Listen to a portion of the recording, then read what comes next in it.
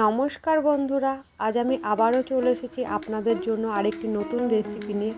তো বাজারে এখন প্রচুর পরিমাণে মেথি শাক পাওয়া যাচ্ছে, আর মেথি শাকে প্রচুর পরিমাণ ভিটামিনস রয়েছে। তো আজকে আমি এই মেথি শাক দিয়ে একটা নতুন প্রিপারেশন বানাবো। তো চলুন দেখি কি বানানো যায় আজকে। তো আজকে আমি বানাবো মেথি মুগ। তো চলুন দেখি কিভাবে বানানো যায় এই রেসিপিটি। তো এই রেসিপিটি বানাতে প্রথমেই আমার লাগবে মেথি শাক। তো দেখুন আমি এখানে মেথি শাক নিয়ে এসেছি। তো মেথি শাকটা আমায় ধুয়ে বেছে কেটে আনতে হবে।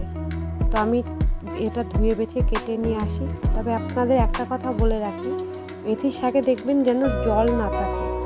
যতটা পারবেন আপনারা জলটা মুছে নেবেন বা জলটা ঝরিয়ে ভালো করে শুকিয়ে নেবেন। আমি মেথি শাকটা কেটে নিয়ে এসেছি ধুয়ে বেছে। তো দেখুন এদিকে আমি ডাল বসিয়ে দিয়েছি।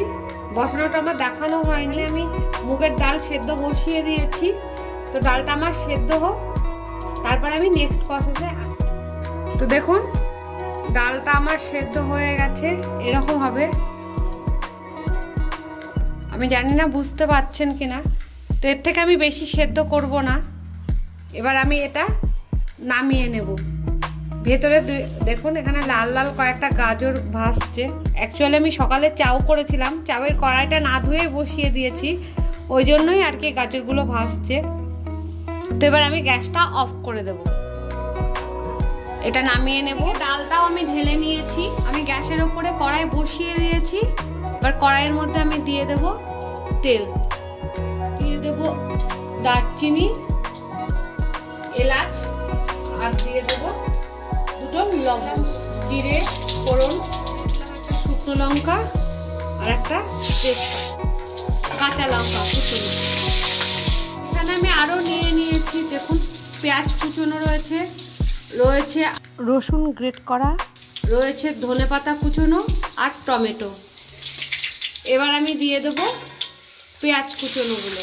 পেঁয়াজটা আমি একটু ভেজে নেব, জাস্ট হালকা বাদামি হবে সেই রকম করে আমি ভাজবো। ডালের সাথে কিন্তু মেথির শাক সত্যিই খুব ভালো লাগে, আপনারা একবার খেয়ে দেখবেন।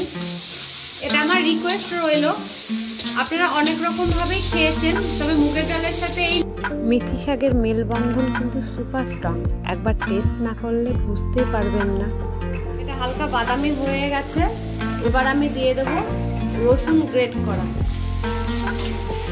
এটা আমি একটু নাড়িয়ে নেব, একটু ভেজে নেব আর কি। টমেটোটা দিয়ে দেব, দিয়ে দেব নুন, আর দিয়ে দেব হলুদ, নাড়িয়ে নেব। এখানে আমি আদা বাটা দিয়ে দিলাম, দিয়ে দেব ধনের গুঁড়ো, নাড়িয়ে নেব। কয়েকটা আমন্ড আর কয়েকটা কাজু নিয়ে নিয়েছি, এগুলো আমি পেস্ট করে নিয়ে এসেছি। এবার পেস্টটা আমি দিয়ে দেবো, বাদামের পেস্ট। এর মধ্যে আমি কয়েকটা চীনা বাদামও দিয়ে দিয়েছিলাম, সেটা আপনাদের দেখানো হয়নি। এবার এটা আমি ভালো করে কষিয়ে নেব। একটু কাশ্মীরি মির্চ আমি দিয়ে দেবো, মেথি শাকগুলো নাড়িয়ে নেব।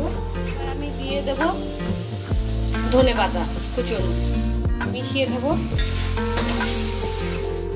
এটা দিয়ে যে সুন্দর একটা স্মেল বেরিয়েছে না, তড়কার মতন একটা স্মেল বেরিয়েছে। অ্যাকচুয়ালি আমরা কসুরি মেথি দিয়ে তড়কা বানাই, সেই রকমই একটা স্মেল বেরিয়েছে। আমার কষানোটা হয়ে গেছে, কেমন তেলটা ছেড়ে দিয়েছে।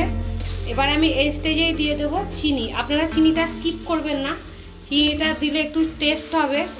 নাড়িয়ে নেব। এবার আমি এই ডালটা দিয়ে দেব, ফুটতে সময় দেব, ভালো করে নাড়িয়ে নেব। আগে দিয়ে দেবো ঘি, আপনারা চাইলে বাটারও দিতে পারেন। আর দিয়ে দেবো গরম মশলার গুঁড়ো, দেবো লেবু। আপনারা এটা কিন্তু অপশনাল, আপনারা চাইলে দিতেও পারেন, আদারওয়াইজ স্কিপও করতে পারেন। অনেক সময় কি হয় মেথি শাক তেতো লাগে, তেতো ভাবটা কাটানোর জন্যই আর কি লেবুর রস। তো আমি এখানে আধখানা লেবুর রস দিয়ে দিলাম। আপনাদের আবারও বলছি এটা কিন্তু পুরোটাই অপশনাল। তো আমার রান্নাটা ডান। এবার আমি এটা সার্ভ করে নেব। দেখুন এটা আমি ঢেলে নেব।